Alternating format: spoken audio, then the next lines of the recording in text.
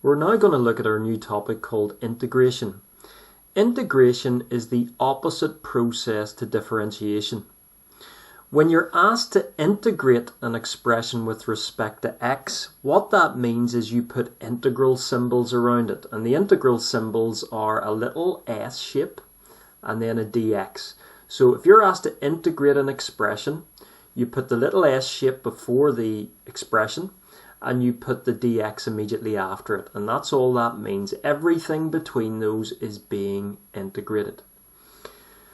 Before you integrate an expression, you need to make sure that it has no roots, there are no brackets, and there are no x's on the denominator. And that should ring a bell because that's also the case before you differentiate. However, to integrate, the order is important. You add 1 to the power of x in each term. You then divide by the new power. And then you add a final constant c at the very end. Now, what we're going to look at first is something called indefinite integration. And what that means, you're integrating with no limits. So if I take you back up here, this is our little integral sign, and so is this. When you're not integrating with limits, you won't see any numbers beside the integral sign, because sometimes you get a number at the top and a number at the bottom, but when it's indefinite integration, there'll be no numbers beside this integration sign. So that's all it means. Indefinite integration means there are no limits. Okay, so we're going to look at our first example. So our first example says, integrate the following expression with respect to x. So the first thing we do is check, does the expression have any brackets? No. Does the expression have any roots in it? No. Does the expression have any x's on the bottom line? No. So that's great news. So that means we're ready to integrate. And to show that we're ready to integrate, we put the integral signs around our expression. So we put our little s immediately before it, and we put our dx immediately after the expression. So that's what those symbols mean. They mean we are going to integrate this expression. So in order to integrate the expression, we integrate each term separately, just like you would differentiate each term separately. So let's go to the first term. To integrate it, you add 1 to the power of x first. So you're going to have 5x to the power of 4. So you add 1 to the power of the term first. You then divide by the new power. Okay, really important. So to integrate a term, you add 1 to the power of x, and then you divide that term by the new power. Okay. Let's do the same thing with the second term. We're going to integrate, so we're going to add 1 to the power of x, so we're going to get plus 3x cubed. And then we're going to divide that by the new power of x, which is 3. Okay, we're now going to integrate minus 4x. So remember, the power of x here is already 1. So when we integrate it, we add 1 to the power.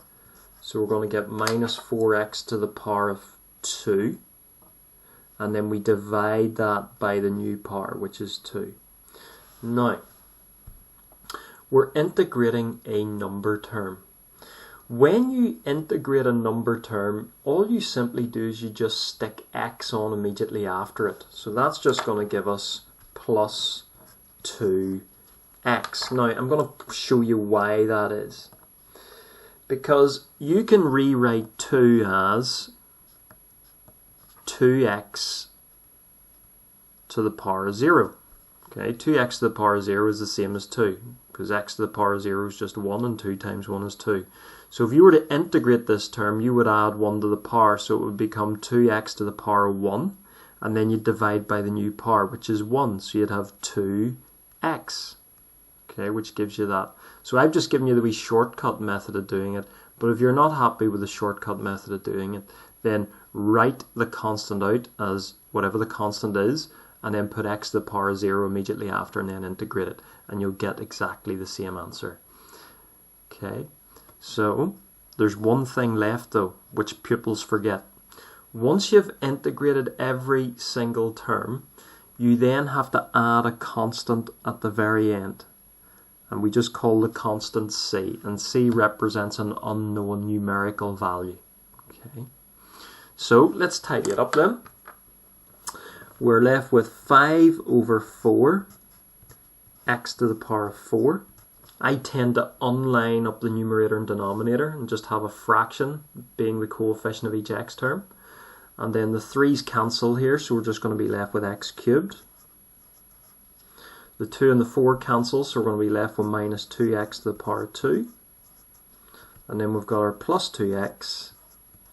And then we've got our plus c. And that's it. So we've integrated the original expression. Now, just to give you a heads up at this stage, if you differentiated the answer that we have, you would actually get the original expression, because differentiation and integration are the reverse of each other. So we've integrated an expression to get a new expression. If you differentiate the new expression, you go backwards and you get the original one again. Okay, so I'm just giving you a heads up on that now. So that's our answer for part A.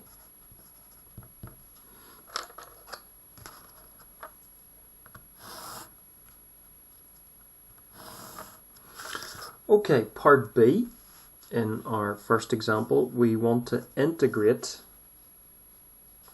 and our expression is 4 times the square root of x cubed minus the 5th root of x. Now, we can't integrate this yet because there's roots in it, so we need to get it out of root form here and in the index form. So that's going to give us 4x to the power of 3 over 2. And then we're subtracting x to the power of 1/5. So now do our check again. There's no roots, there's no brackets, there's no x's which are in the bottom line, so we're good to go. So now we're going to put our integral signs around it, which is telling us we are ready to integrate. So, okay, let's integrate. So we're going to integrate the first term. So what I simply do is copy the 4x down of the first term. Then we add 1 to the power. You always add 1 to the power of x first. So 3 over 2 is 1.5. 1.5 plus 1 is 2.5, which is 5 over 2. So add 1 to the power. Then divide the term by the new power, so we're dividing by 5 over 2. Again, let's go to our next term. So again, I just copy down minus x. Add 1 to the power, so 1/5 plus 1 is 1 1/5, which is just 6 over 5. So add 1 to the power, you get 6 over 5. Divide them by the new power, which is 6 over 5. And then, finally, don't forget to add on a constant at the very end. Constant is a numerical value, which at the minute we don't know. Now, needs a bit of tidying up. That's not an acceptable way to leave your answer. So remember, if you divide by 5 over 2, dividing by 5 over 2 is exactly the same as multiplying by 2/5. So you change the sign to a multiply and you flip the numerator and denominator. So, I'm going to tidy it up. So, instead of dividing by 5 over 2, we're just going to multiply this first term here by 2/5. So, we're going to get 8 over 5 x to the power of 5 over 2.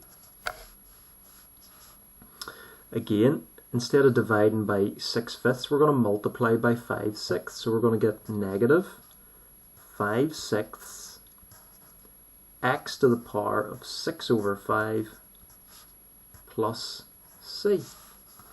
And it is acceptable to leave it like that, or we could then rewrite it in terms of roots, because at some stage we're going to be subbing x in later on.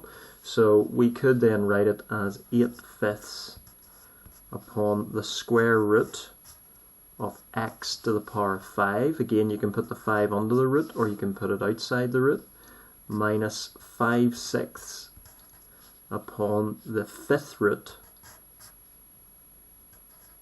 of x to the power of 6. Again, that power 6 could go outside the root or underneath, it doesn't matter. And then plus c. And either of those two answers are perfectly acceptable, but not this one. Not acceptable to have a fraction within a fraction. So just make sure we tidy that up. And that's our answer. So we've integrated the original expression and we've got a brand new expression. And again, if we differentiated the new expression, that would take us back to the original expression. Okay, so that is part B.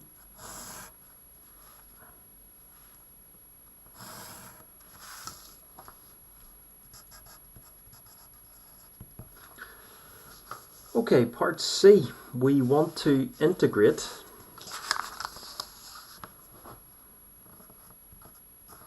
and we have 2 over x cubed and we're subtracting 3 over 4x squared. Now, we can't integrate at the minute because there's x's on the bottom line. So just like when we differentiated, do you remember I said, look, move the x, only the x, to the top line. And when you move x to the top line, you must change the sign of its power. So let's do that. So that's going to give us 2x to the power of negative 3. And then we're subtracting 3/4. 3 stays in the top, 4 stays in the bottom. So only the x that's sliding to the top, so we're going to have 3/4 x to the power of negative 2. So now the x's are off the bottom line. There's no brackets, there's no roots, so we're good to integrate. So at this stage, we can put our integral signs in. And again, we integrate the expression. So let's integrate the first term. So again, copy the first term down, except for the power of x. Add 1 to the power of x, so it's now going to be negative 2. And then divide by the new power, which is negative 2. Let's go to our next term. Again, copy down the term. So minus 3/4 x, but don't copy down the power of x. Then add 1 to the power of x, so minus 2 plus 1 is minus 1. And then divide that by the new power, which is negative 1. And then remember, once you've integrated all the visible terms, add a constant at the end. Very important. A lot of pupils forget to add this constant. So, plan now is to do a bit of tidying. The 2's cancel, and we've got a positive divided by a negative, which will give us a negative. So we're left with negative x to the negative 2. Okay. We've got a minus divided by a minus here, which is going to give us a plus. And 3/4 divided by 1 is just 3/4. And then we've got x to the power minus 1. And then we've got our plus c. Now, again, for completeness, because the powers of x are negative, it's always a good idea to shift them back to the bottom line. Now, you'll notice here that this first term, there doesn't appear to be a coefficient, but what you could do is you could insert a little 1 there. So that reads as minus 1x squared. So this minus 1 is going to stay on the top, and we're just going to slide x to the bottom. So we're going to have negative 1 over x to the power of positive 2. And then we're going to slide this x to the bottom. So that's going to be plus 3 over 4x to the power of positive 1. And then plus c. And again, that's an acceptable answer there. We've integrated the original expression. So that's our answer for part C.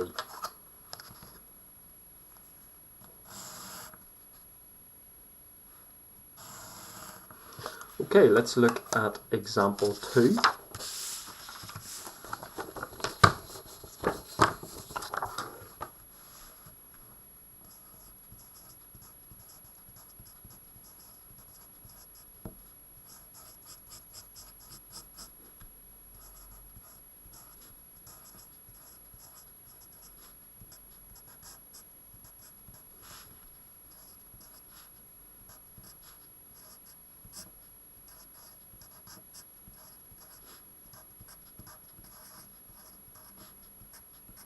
Okay, so it's a bit more complicated looking. So again, we can't do any integrating here until we get rid of roots, until we get x's on the top line, until we get rid of brackets. So let's start with getting rid of roots first.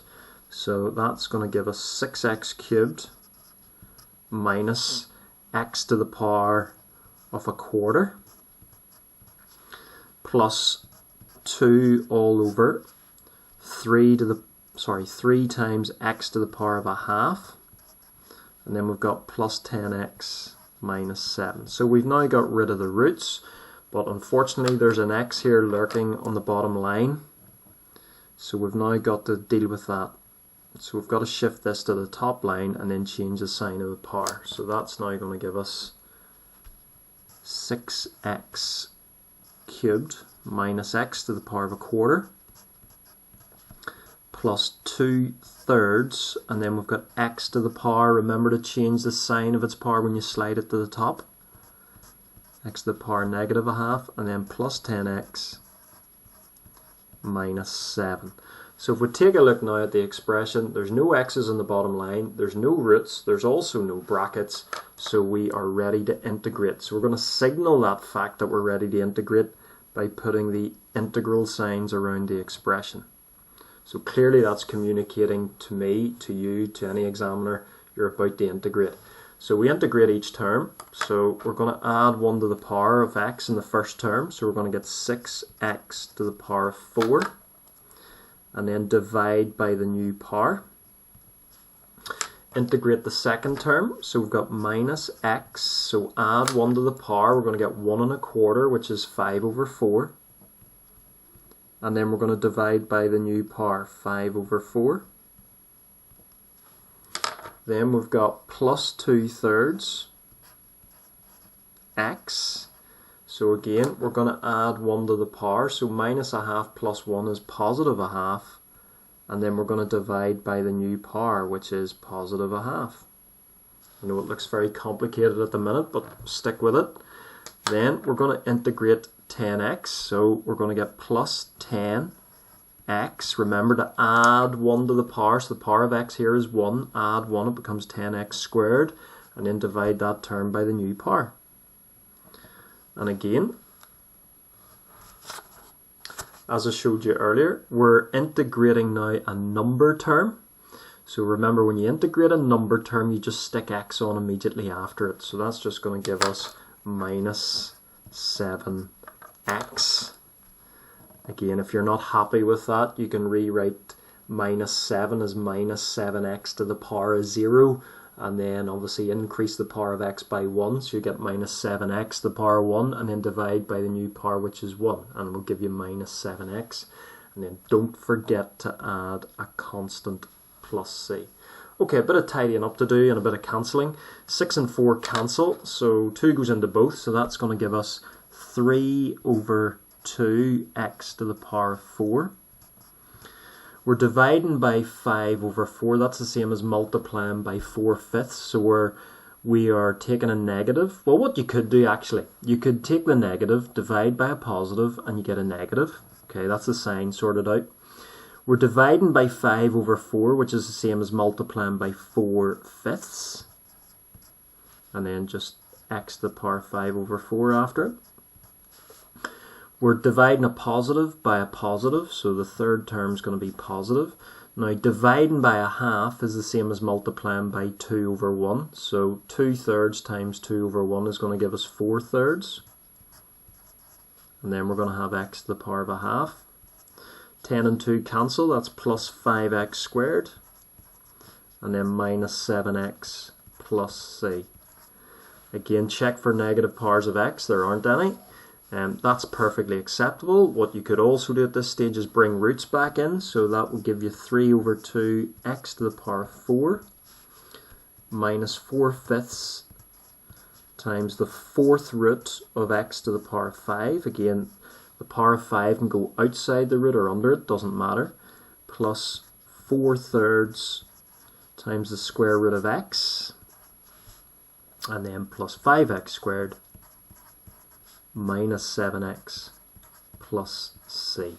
And that's our final answer then for part A.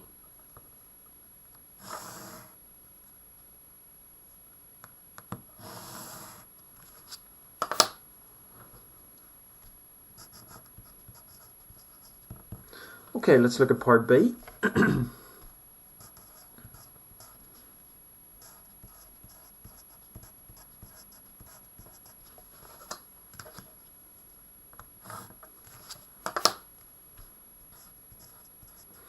Okay, the expression that we want to integrate here is a complicated looking fraction.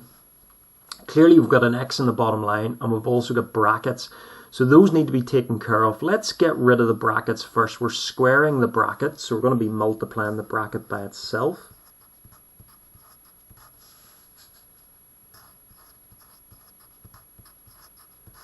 And then that's all over x squared.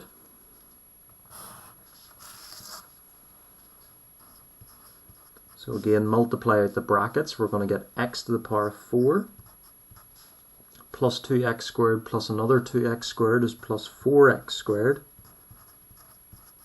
And then we've got plus 4. And then that's all over x squared. Now, what we're going to do, and we did this when we were differentiating, we've got a single fraction with one term in the denominator. We're going to divide each term on the numerator separately by x squared. In other words, we're taking this single fraction and we're breaking it up into 3 separate fractions. So we're going to have x to the power of 4 all over x squared.